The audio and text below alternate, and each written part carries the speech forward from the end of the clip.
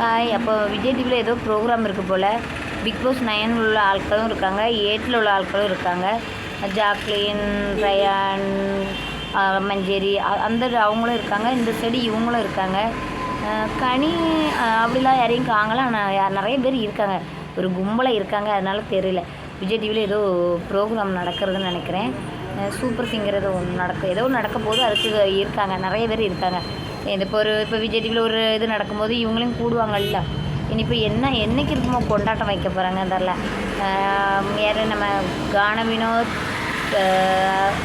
வினோத், சபரி, பின்ன நம்ம திவ்யா, விக்ரம், சுபி, கெமி, ஆதிர் அரோர் இருக்காங்களா, எல்லோரும் நிறைய பேர் இருக்காங்க.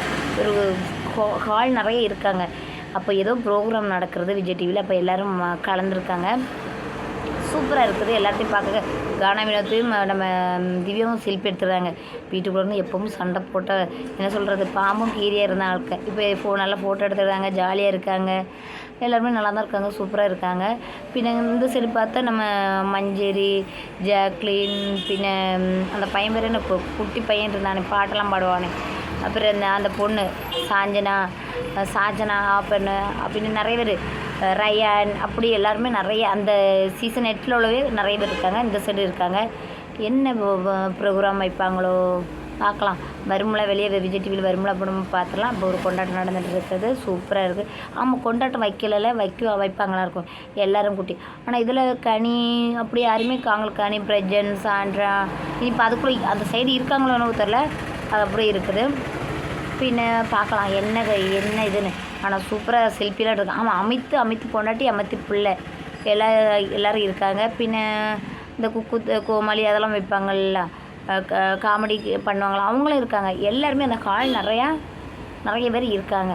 ஏதோ ஒரு ப்ரோக்ராம், பெரிய ப்ரோக்ராம் நடக்கிறதுன்னு நினைக்கிறேன். அப்போ எல்லோரும் செல்ஃபியில் எடுத்து சந்தோஷப்பட்டு இருக்காங்க. இப்போ திவ்யா நல்லா ஒயிட் சாரி உடுத்து நல்லா சூப்பராக இருக்காங்க. கொஞ்சம் நல்லா பார்க்க செம்மையாக இருக்காங்க. காணமே செல்ஃபி பார்வதியும் காங்கல, கமலினும் காங்கலை, அப்படி தெரியல. இப்போ கொஞ்சம் நேரம் தான் வந்தாங்களா என்னவோ தெரில. நம்ம பார்க்கலாம், பார்த்துட்டு சொல்லலாம். எல்லோரும் லைக் பண்ணுங்கள், சப்ஸ்கிரைப் பண்ணுங்கள், கமெண்ட் பண்ணுங்கள். கொண்டாட்டத்துக்காண்டி எதிர்பார்த்துட்டு இருக்கோம்.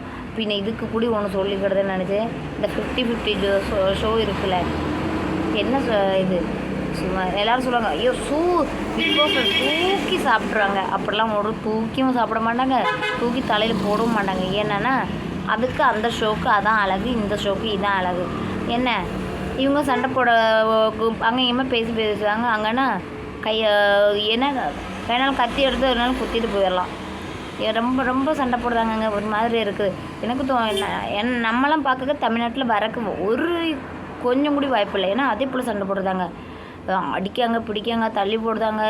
அப்படிலாம் நம்ம தமிழ்நாட்டில் அதெல்லாம் இப்போவுமே ஒரு இதுக்கு வரும்போது அவங்க நிப்பாட்டணும்னு சொல்கிறாங்க. எப்படி அதெல்லாம் வைப்பாங்க எனக்கு தோணலை. ஏன்னா அவங்க சிலவங்க சொல்கிறாங்க, இப்போ எப்படிங்க பிக் பாஸ்லாம் என்னங்க அங்கேயுமே அதான் அது பிக் பாஸு இல்லைம்மா. நீங்கள் போய் அவனை போய் செருப்பை கலத்தி அடிங்க, இல்லைன்னா கமர்ஷன் பண்ண போல் எட்டி உதச்சிருங்க. அப்படிலாம் அதெல்லாம் நமக்கு வைக்க முடியாது. அதெல்லாம் வச்சு அது ஷோவே இருக்காது. அவங்க அந்த ஷோ பார்க்கும்போது உண்மையிலே யாரோ தலையை அடைச்சி உடச்சி போயிடுவாங்க போல். அதே போல் தான் அவங்க பண்ணுறாங்க. பார்க்க ஒரு மாதிரியாக இருக்குதுமா உண்மையில். என்ன சொல்லக்கு அது உண்மையிலே அது பிக் பாஸ் ஷோ இல்லை. என்ன சொல்லுவாங்க, ஐயோ இதெல்லாம் பிக் பாஸ் ஷோ, இது அது என்ன அழகாக இருக்குது. ஒன்று அழகும் இல்லை. என்ன ஃபுல் டைமும் சண்டை போடுறாங்க, புது டைமும் அடிக்கக்கு நிற்காங்க, தள்ள பண்ணக்கு நிற்காங்க. அவ்வளோதான், வேறு ஒன்றுமே இல்லை.